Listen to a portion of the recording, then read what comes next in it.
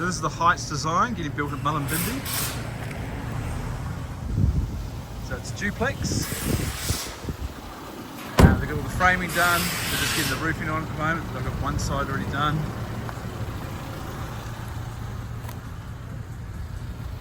All the decking's here. So downstairs there's a double garage.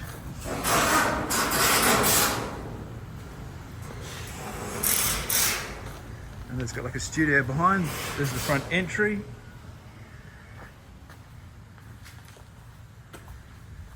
Here's a studio or office at the back. And you can see that the way this is designed works perfectly on the sloping site, so they come up the back veranda and it's almost on level ground, so it follows the natural contours quite nicely.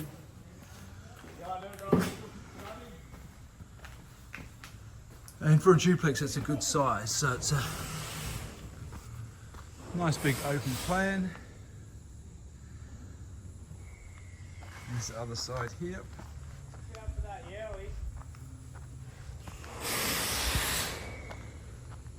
Hey, good.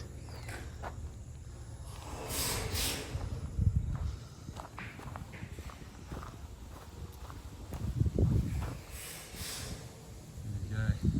It's looking really good.